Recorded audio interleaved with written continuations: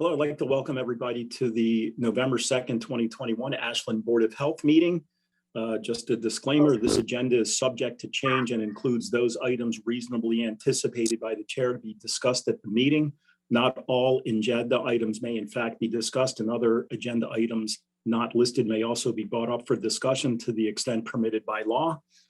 And to get started, so we'll call the meeting to order. I have 6:05.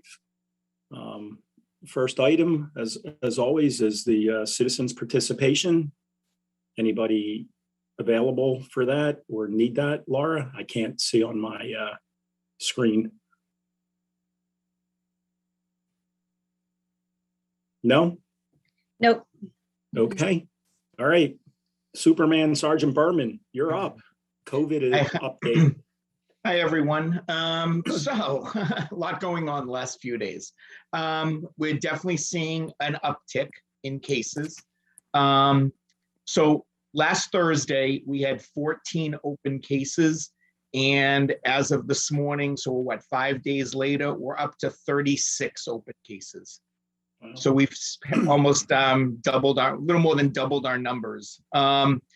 So what we're seeing is we've definitely had some gatherings that we've attributed a couple of these to. And we're kind of working through it right now. One of the things that I found with one of the cases was a late notification. So where they went to get tested, they didn't upload the Maven right away, and nor did they notify the patient that they were positive. So unfortunately, that person went to other places, and now we have other people testing positive. But we're working through it. I did check with some of the towns around us. They're seeing similar uptick in numbers also over the last 5-6 days. So it's not just us. So with that being said, I do want to just make sure everybody understands about test and stay in the schools, because there seems to be some confusion, not only with the general public, but even with some of the parents in the school system that we're dealing with. So how test and stay works is this. If there's an in-school exposure, it has to be an in-school exposure, then those children are eligible for test and stay. They come into the building each morning, they're tested with a Binax Now, they wait the 15 minutes. If it's negative, they go to class. One of the thoughts is that we most likely should not have any spread in the schools due to the fact that they've got the distancing, they're always wearing their masks, and we're kind of keeping on tabs of everything. If you're participating in test and stay because you've had an in-school exposure, when school is out, when they go home, they are expected to quarantine under the regular quarantine guidelines. So they shouldn't be going to after-school daycares. They shouldn't be going to non-public school functions. If it falls within the DESE guidelines, they can go. So for example, if there was an after-school program that was part of DESE, yes, they can go to that.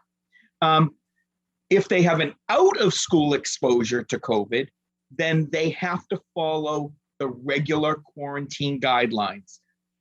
And they're not eligible to participate in test and stay. So I just want to make sure people understood that. And I know a lot of people watch this on cable. If you have any specific questions, please call me directly so we can talk through each different scenario. There was some frustration this week with test and stay, and we tried to explain it as best we could. Does anybody from the board have any questions about the test and stay? No? Okay. The testing site is very well up and running. Obviously, everyone, we had to cancel on Saturday due to the rain. And that's also just a good thing. People need to know if it's raining, we have to cancel. The problem is if even a couple of raindrops get into a specimen, it invalidates the specimen. So that's why they've been canceling so we've had just 3 canceled dates because of the pouring rain. Yesterday was a busy day at the testing site. They did 105 people. And again, I just want to make sure people know also, you do not need an appointment to come to the testing site. And we do have the capacity to do up to 500 tests a day. We're averaging about 100 a day. That's it on the testing. I noticed today I went by there a few times. They've been pretty busy today. And then the other update I want to give you is we were allocated 300 doses from DPH of the 5 to 11-year-old vaccine. We got our ancillary kit today. So if that approval, which it's supposed to go through in the next hour or two, that should ship. We're currently planning, we got to figure out an actual date, but we've been asked to do like a Friday afternoon, like starting like at 4 o'clock or 3 o'clock to do the vac, because that way people didn't want us to do a Saturday morning because there's a lot of sports going on. So we thought if we did a Friday afternoon, if any kids did have like a reaction or whatever, or weren't feeling well, they'd still be good to go to school on Monday. Give it that extra time. So as soon as that vaccine arrives, we do have the ultra cold storage all set up with MatTech. It's going to head right over to there. We were approached by Holliston to do a dual clinic with them, but they have nothing on the agenda yet for even getting any vaccine yet. So I've been trying to help them work through that. That's kind of the update, what's going on. Good. Just as a question of interest for me, any percentages, or when you follow these people that have been that have gotten COVID now, any percentages on people that have or haven't been vaccinated? So right now we're at about a 50, well, no, I would say we're probably at about a 60-40 split. So 60% were vaccinated, but we can definitely tell the people that were vaccinated, their symptoms are far less than the people that were unvaccinated. We can definitely see that. We did have a couple of people. We had one person that was vaccinated. She was sick. And, you know, she even said to me, she says, God, I can only imagine if I was not vaccinated, you know, so, and that's even what her physician told her. Yeah. Again, you know, we're still kind of watching all this, right? No, I hear you. Yeah. So, yeah, Right. Anyway, yeah. Thank you very much. Any members have any questions? And one other thing, and hopefully you guys, you know, on Thursdays, I've been trying to update you with the numbers. So you kind of, and I do the breakdown by age and vaccine status for you. Yeah. Yeah, we see those. So Raj, did you have something? No, I was just saying, so I guess the clearance just came, you know, from CDC. Yeah. I was looking at it, you know, I guess they just cleared it for 5 to 11, you know. Okay, so as soon as I get the notification that our order shipped, I'll let everybody know. Thank you. Okay. All right. Thanks, Ed. All right. Any board members with any questions, comments? No? Okay, moving on to 3, public discussion for the changes to the keeping of animal, the local regulations. Don, anything that you want to kind of, add or say before we do this, or Diane, since I know this was your thing?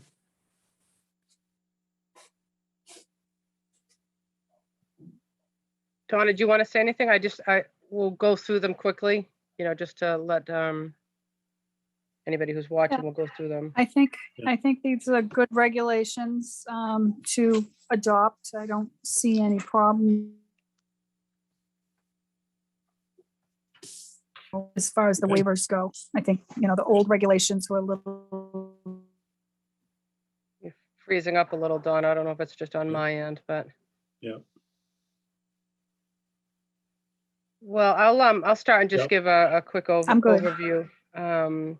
But for people who are watching, Donna did a lot of work on looking at the area regulations to update our animal regs for keeping of animals. We found some good things in different regulations, but in general, we were very happy with the City of Framingham's regulations. So what we have done, and we've had multiple meetings as a board, and I've gone over these regulations And what the board has done is, I'm just trying to think of how to paraphrase this. What the board has done is, I'll just quickly go through the regulations, just the key points. There's a lot of definitions, a lot of explanations, which is very good because our current regulations don't have those. It's not as specific. So these definitely make it very clear for people. So just to go over this, the purpose of the regulations are minimum standards for keeping of animals. Again, the first few pages, there are multiple definitions. There's also some references that were used to make the decision on some of the guidelines in the regulations. I know if anybody here has any questions about the definitions, I wasn't going to go through them specifically. I know the board has gone through them already. But like I said, the first four, I think it's 5 pages are definitions. So hopefully that will keep it very clear for people. And just like we do have currently, anybody who houses and maintains any animals here in town is required to pull an animal permit annually through the Board of Health. They're required to submit a plot plan, which again, that's not something new. A written manure management plan, feeding management plan, pest management plan, and plan for disposal of deceased animals. Those items are going to be listed on an updated agenda. So each year, the applicant just fills it in on the application so the board can have up-to-date information on the property and those plans. Again, just going through it, the permit expires December 31st of each year. I think one of the big things for anybody who's watching is that these regulations, when they take effect, because the board's going to obviously having a public discussion on it, taking any comments. If anybody has any comments, they can send it in as well as by email. So we're going to have this public discussion, have one more meeting. We're going to have our council review the regulations and then take it all into consideration and then vote on the regulations. The regulations do not apply to current animal permits. Anybody who makes any changes, any additions or subtractions, it's considered a new application. So that's really the big thing. I know we have Courtney Arsenal. Hi, Courtney. Here, so anybody who has a current animal permit, if you make any changes to your current permit and application, it would trigger these regulations. In general, the regulations do not change too much for the guidelines for the distance to your home, distance to property line. Those are things that are also covered in the zoning regulations for structures, for a coop or a fencing or things like that. So very specifically on page, I don't know if anybody's following this, but on page 8, excuse me, I lied, on page 9, this is more specific. It actually tells you what kind of enclosure is needed and how much. Again, this we've gone over a few different times, and of course, Dawn is the expert in this. So this is what we've come up with, again, mimicking the city of Framingham's regulations for the type of enclosures. I think that is fairly straightforward. Again, none of the distances to property lines, distances to your property line to your home has changed. We did incorporate on page 7, we did incorporate any distance to a public drinking water supply. So if your neighbor has a well, that needs to be located on a plan. And we need to know, of course, the distance from where your coop or your horse paddock or whatever the case may be will be kept. And again, I'm just reiterating some of this for the public who may or may not know this. The current regulations, as well as in these new regulations, they do not allow any of your animals to roam free on abutting properties or public areas.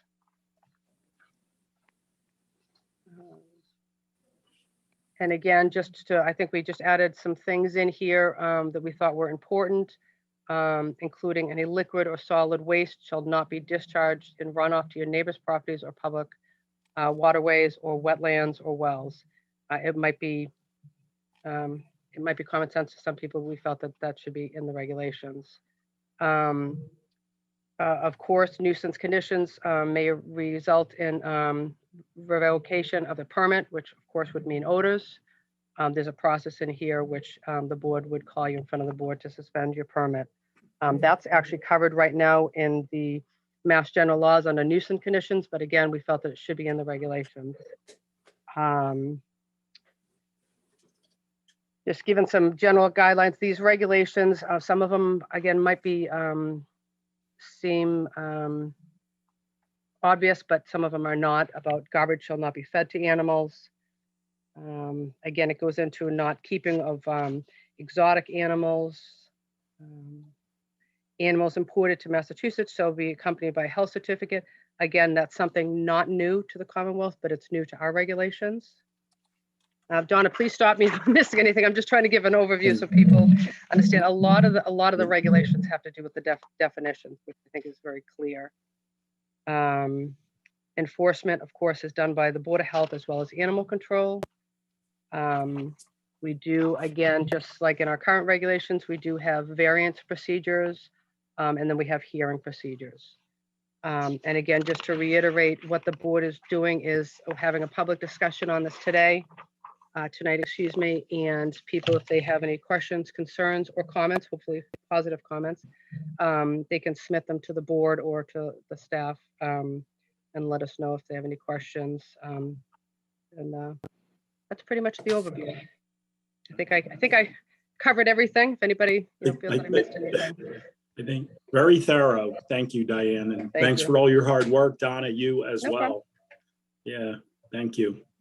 So, Courtney, I know you're a current animal permit holder. Were you here? Were you looking just to listen to the regulations, or did you have a question for us? Yes, I was just looking it over, and I guess I had just a couple things that you might want to. I thought they were great. Okay. Thank you.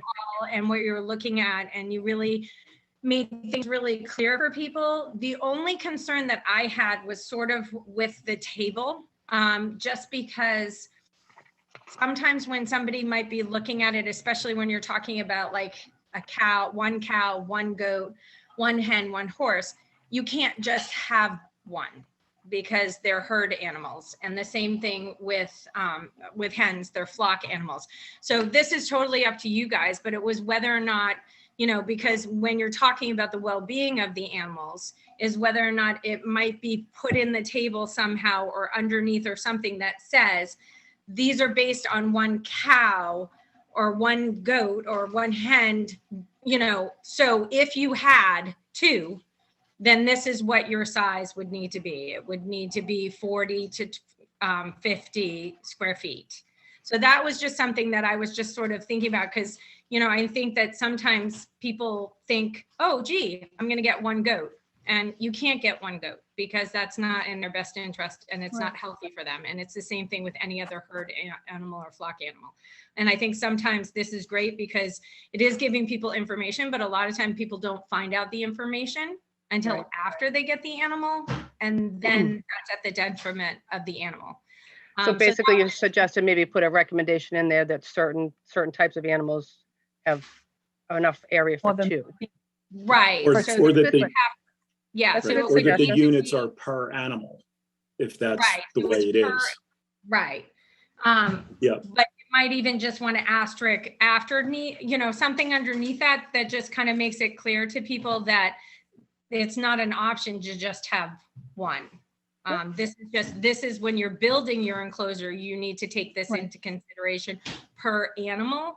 But the option is not to just have one, if that makes sense. That was sort of out to me. Yep. Sorry, Donna, you broke up a little bit. I was just gonna say that we did have that come up in an earlier meeting where we ended up having to get a waiver for a second pony for someone. So we already had that come up once. Okay. And the other piece was too, is that sometimes somebody with a horse might keep a goat as a companion animal. So like, just so that people are kind of like aware, like they have to really look at to figure out exactly that they're meeting the best criteria for the animals. Yep. that was just what I kind of like that whole. That's great. And like Donna said, we just, as a board, had this recently because we had given somebody a permit for a horse, and the horse was lonely, making a lot of noise and so forth, and we did give them a waiver for a second one. Right. So thank you for that. Yeah, thank you. And I know the board, I mean, I know we've obviously talked about this many times, but does anybody have any questions or anything else to add for anybody who might be watching, or everybody's good? Yeah. And Ron, I don't see Okay. anybody else. I obviously recognize Courtney, but I don't see anybody else here on the meeting. Yeah. Somebody Yeah. just is coming on right now. Oh, wait, Lorianne, Yes. Okay. for this, Laura? Yep. She's. Yeah. Okay. There she Okay. is. So, Lorianne, Lorianne? did you Yeah. have a question for the board about the animal regulations or a comment? She might just want to listen. Yeah. And again, I will reiterate, I know I'm a broken record, but if anybody has any questions, concerns, or compliments, we'll take the compliments too. I mean, feel free to send it to either Laura, Rajit, or to the board itself, because we are taking the public comments. We'll be meeting again in approximately a couple of weeks. So when we have, when we review these for the last time, hopefully we'll take those comments into consideration, comments or concerns. Right. And as Diane had said, if there's anybody out there that either doesn't want to get on this forum, you can always email comments to the Board of Health, and we'll take them under advisement at our next meeting. So Diane, is the idea would be to review everything, make sure all concerns and comments are addressed at the next meeting, and vote on it the following meeting, or the next meeting? Well, we're, council is reviewing it and again, taking public comments. And so anticipating at the next meeting, we'll review hopefully a final draft. Okay, Final right. final discussion, I should say, because we'll talk about things, from tonight's meeting that we could talk about it tonight, but that we may or may not want to incorporate into the regulations. And so I guess likely next meeting, we'll probably do a final quick overview with the board, incorporate any comments, concerns, and then probably at the following Right. meeting, we can just take the vote Okay, and then create the effective date from there. right. So that still gives everybody, any citizen that would like to comment about any concern, at least 2 weeks to get it to us. So I think that's fair. Okay. Lori, did you have a question for the board? Okay. All right. Okay. Well, Laurie, if you do, we can't hear you. I can see you're on mute. So well, if you want to unmute yourself just to let us know, that'd be great. I don't want to overlook you if you want to talk. Hi, Laurie.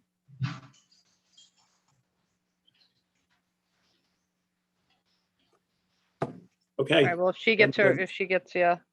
Can Yeah. I Did you have another question? I just had one more thing that I meant to mention before too, and just something in thinking about this when you're moving forward, so that you guys have it all kind of set ahead of time, is that, like, for example, I'm not sure how Framingham has dealt with this, like if you're talking about a horse, because just like with my goats, there are mini breeds. And then like with a horse, you might have a mini horse, or you might have a pony that's less than 15 hands, or you have a horse that's 15 hands or more.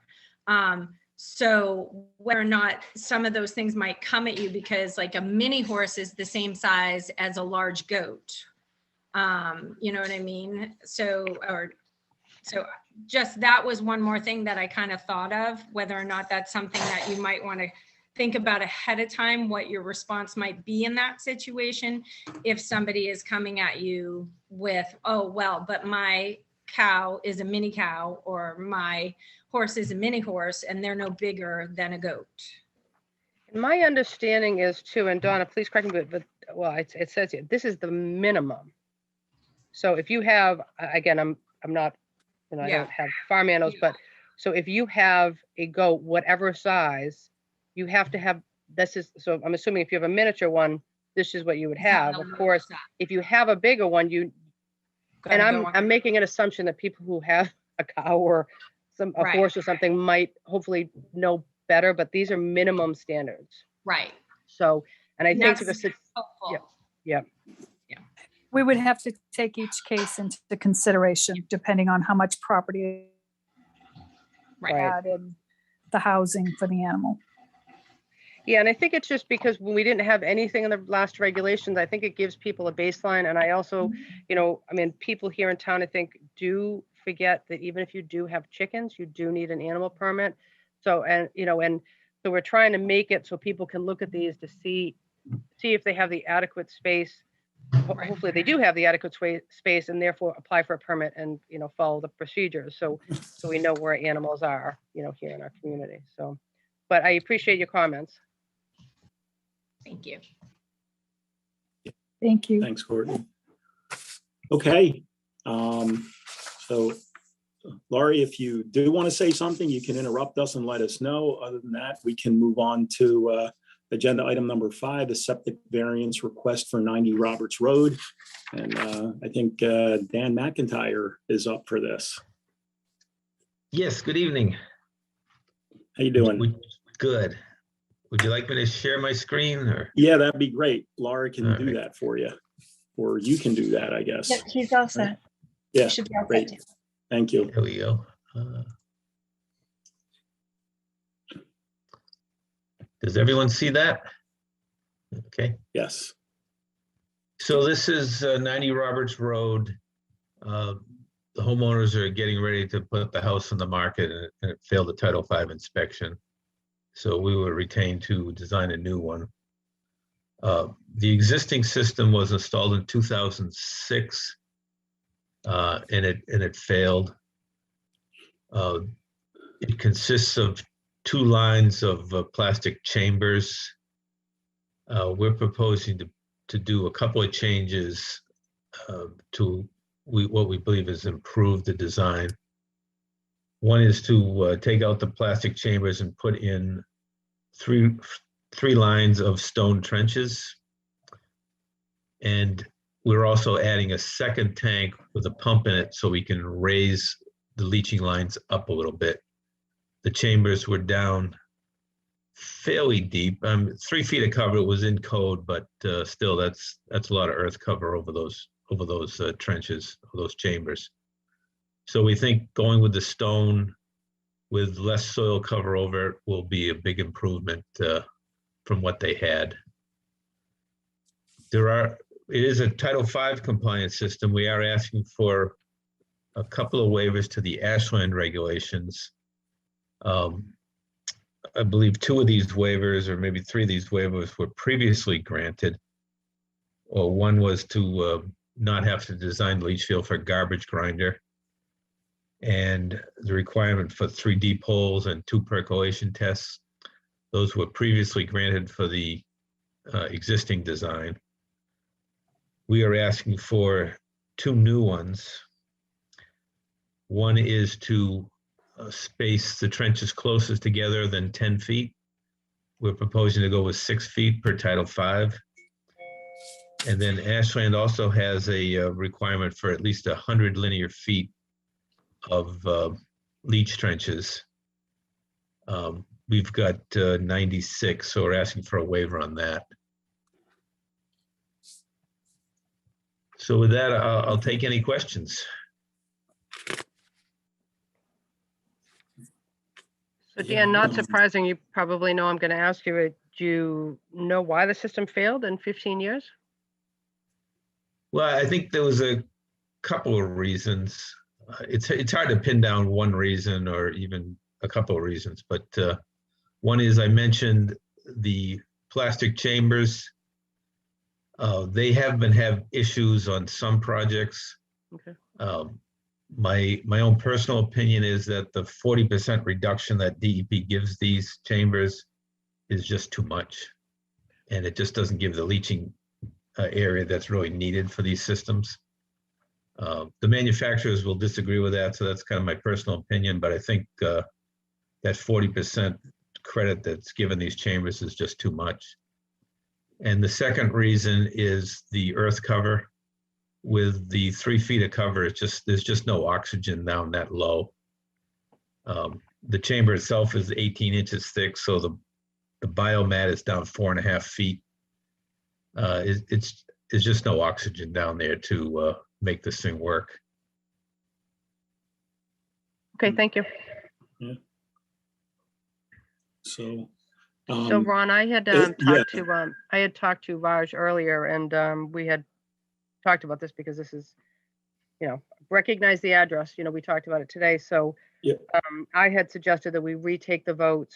I mean, just because this is a totally new system, it's been 15 years, even though there is a deed restriction on the property. I mean, it's different homeowners. So I thought that we should retake those votes for the current homeowner.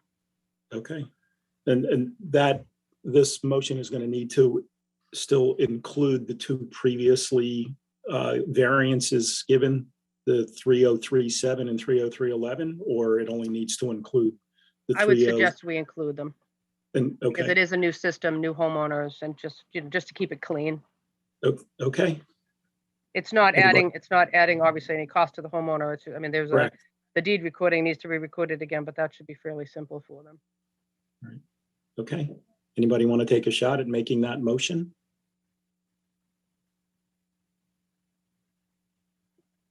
Do you want me to do it? Okay. Okay, I'll do it. If nobody else wants to. Okay. All right.11 make a motion for 90 Roberts Road from section 303-11, 303-11, allow 96 linear feet, 303-14, 6 foot between trenches versus 10 feet, 303-7, 2 percolation tests required, 1 provided, 3 deep hole tests required, 2 provided, 303-11, the leaching area not to be designed for garbage disposal, with the condition that a garbage disposal deed restriction placed on the property while the septic system is in use. I mean, to be designed for a garbage disposal. Yeah, not to be designed for garbage disposal.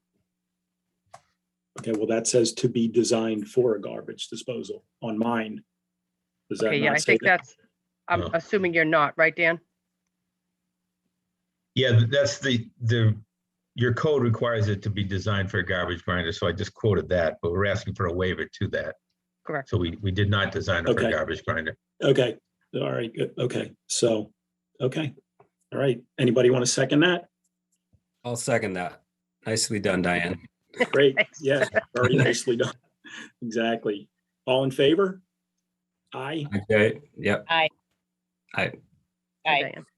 Barbara? Okay, all right, great, thank you. Thank All you. right. So That on passes. the deed recording, I think the only deed recording is on the garbage grinder. Yep.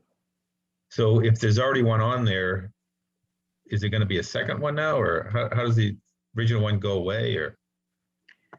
You I know, don't if wanna you confuse want, the I mean, registry. we could check with council. Council's actually in tomorrow. I don't know if we need to actually record it. It's usually in somebody's name, so I don't know if we have to record it again. We can just double check with her tomorrow. And let Okay, all right, that would be great. I'll check in with Lori tomorrow. All right, awesome. Thanks, Dan. All right, thanks. Okay, thanks, Dan. Okay. All right, so the consent agenda. Review and approve the meeting minutes of October 5th, 2021, and review year-to-date budget report fiscal year 2022. Anybody I'll want to make a make a motion motion to accept those? I'll make a motion to accept the consent agenda. Okay, all in favor? Hi, Aye. Diane. Or second, rather, yeah. Second. Yeah. I'm sorry, second, all in favor? Aye. Sorry about I was that. going with you, Ron. Me, you know, moderator error. Okay, next agenda item is the health agents report. Raj? Thank you, Dr. Ron. Good evening, everybody. Yeah. So the first item I'll go over is, so far in the state of Massachusetts, we have 9 West Nile cases and 1 animal case. So 9 human cases and 1 animal. And hopefully we are almost at the end of the season, so I guess Thursday, Friday, we're probably gonna get first frost, And by second frost, I guess all the mosquitoes disappear, So we are almost at the end now. Hopefully nothing else, Last year, I guess we had 11. So, and this year, though with the rain and all that, it's still lower number, That's a good sign. So the second item is 83 Nickerson Road. I guess the board knows about the cease and desist order on V that we did on October 21st. This was based on a complaint that we got on October 20th. There was a voicemail left with the fire department. And based on that, Sergeant Berman went out during the day because I was actually in a conference. So he assisted us with that. And evening, Tom Curran went and we put a cease and desist order. From then, we are in communication with the owners, and they have provided us with the application for a plan review. And we're currently reviewing that if they'll be eligible for a permit or not. So we'll keep the board posted on that. But there is no operations for right now, as they were just doing it from the back of a truck. They was bringing these products from Jersey and bring it in a parking lot and distribute it from there. Our major concern was that they was handling TCS items, that can make somebody really sick, So because of that, we have put this cease and desist. But hopefully, I don't know what the owners are planning. We had a very minimally filled plan review application with us right now, and we are talking to their food safety manager on that. I'll keep board posted about that. And I know Dr. J have asked me for the pictures. So, I mean, if any board member have any questions on that, please, I'm happy to answer. And the last item on my agenda is the food safety training.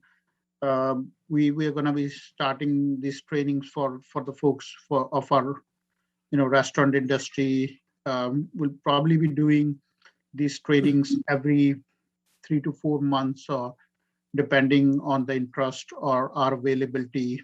But the first one is coming this month. We're going to be doing on the 17th. It's going to be kind of a refresher to the code and just essential items, that we can discuss in this training, with our folks. So that's all I have. If anybody have any questions, I'm here. Okay. Yeah, I have a question. Please. On, the food code, like refresher training. Who are you inviting in that field? Just all of our restaurants, anybody who have a food permit, but this is going to be open for the public as well, But okay. We're going to be sending an invitation to all the restaurants, Okay, because I was thinking more like maybe the ones that do catering also. Yes, everybody whomever have a food permit from us, even catering permits or residential kitchens are low. I mean, anybody who have a food permit, the invitation is going to go to them. Okay. And we are just holding it right now because it's not sent. We're going to send it like probably a week before, so they remember it. Yeah. So we're going to do it probably a week before. So Raj, is this a mandatory thing for at least the certified food manager to attend this, or it's not mandatory?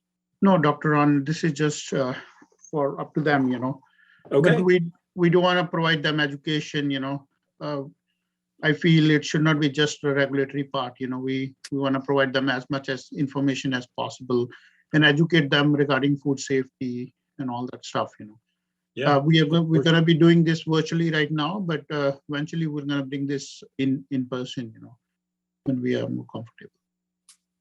Okay, good. It's a great service for them. Hopefully they'll take advantage of it. Absolutely, yes. Thank you. Yeah. Okay. Raj, if I can just ask, do you think there's any benefit of the board members attending, or do you think it's more geared towards restaurants? Absolutely, so we'll appreciate your presence, like if anybody can be there, and provide input so we can improve it, and how restaurants feel. It'll be great, if board members can be present, and we're just gonna be doing a general brief, right now, like, I know a couple of years back, the food code changed in Massachusetts. Like right now, we are at 2013 food code with the 2015 supplement. So yes, I mean, if anybody have interest, or I mean, we'll feel that support if the board members are there. If you can be there, I guess it's from 5:30 to 6:30. Okay. On Wednesday, November 17th. So just to remind the board members, if there's 3 board members, we need to post a meeting. I will not be able to attend it because I do work till 7 o'clock. Yep. But if the 3 of you, or even 4 of you want to attend, we could just post a meeting so it's, in case you want to discuss things openly at the meeting, it covers you. So if anybody decides to let Ron know, and you guys can post a meeting. Thank you. Thanks for that reminder, Diane. I know sometimes we forget, so at least you're better off posting it in case there's any discussion from the board. Yeah, of course.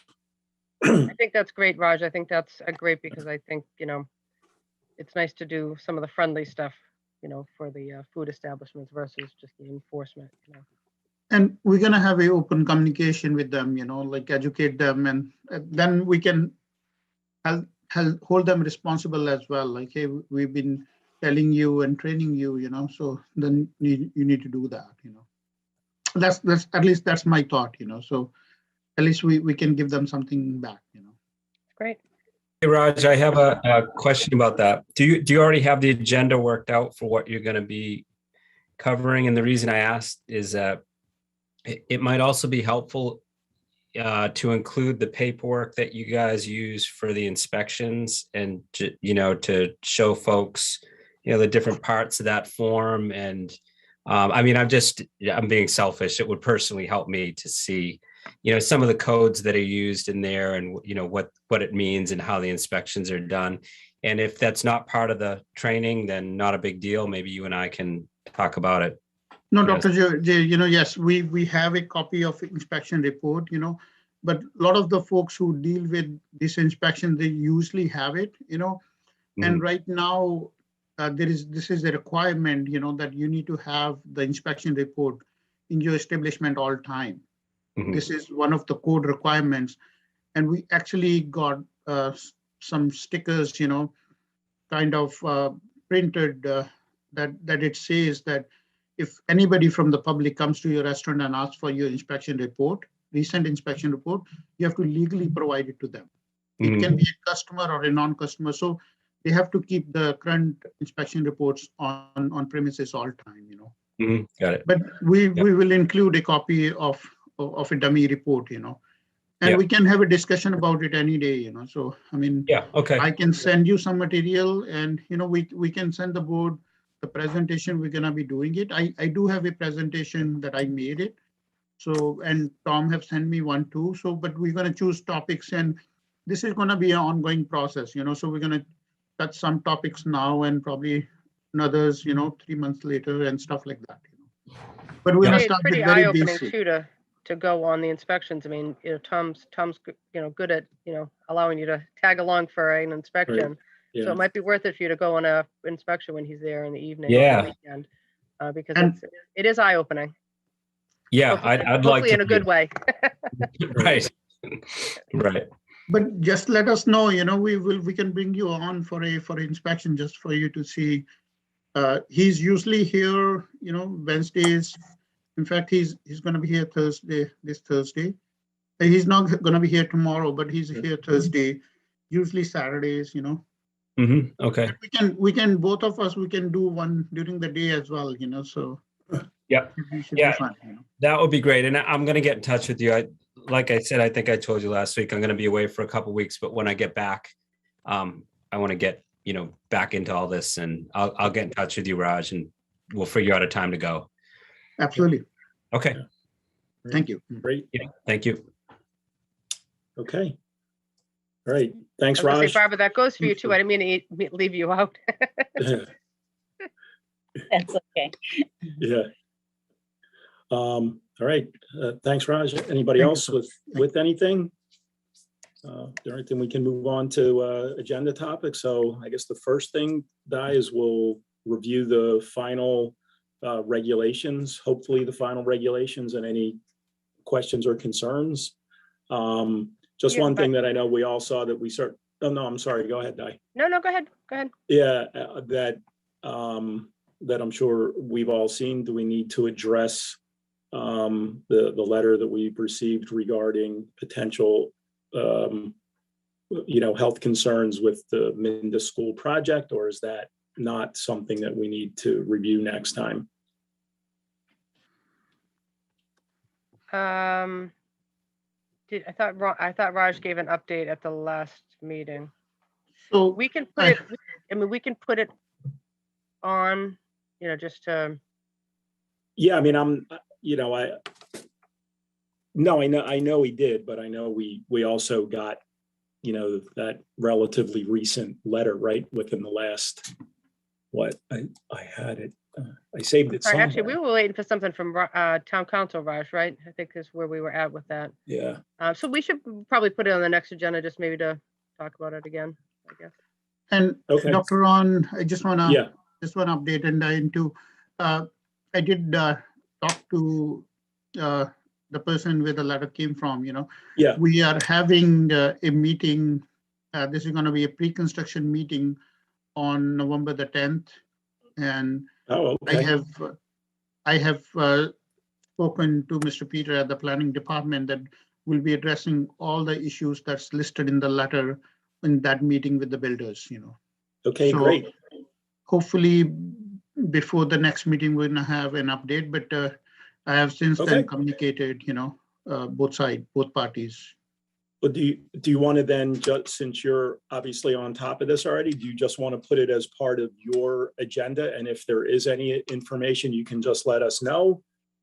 I can Or definitely do is that. Is that yes. okay with you? Absolutely, That way yes. We don't have to put it as a separate item. No, that is totally fine, sir. Okay. I will update the board, Okay, great. All right. That's good. Anything else anybody may want to bring up? I'm sure there'll be a few things that come up between now and then. We can always add those. Barbara, Jay, anybody? No, I'm good, Ron. Good? Okay. And just food for Right. thought for the next meeting is usually because everybody's schedules, I know things are a little different these days with COVID, Yeah. but usually we only meet once in December. Right. So just kind of keep that in mind when we have our next meeting. We'll look at the December schedule and kind of come up with a date maybe in the middle, Yeah. if that works for everybody. Okay. All right. And again, of course, if everybody's good with that, I mean, if we have something that comes up, of course, we can throw in another meeting, but usually it's, people can't attend meetings, so we try to just keep it to one. Correct. Okay, So the next one is the 16th. correct. Okay. Okay, got it. All right. All right. Yeah, and then the following one would be it would be late for a Tuesday anyway. It would be the 7th of December. So we'll review that next time. Yeah. Okay. Everybody good? Anybody with anything else? No? All right. Anybody want to make a motion?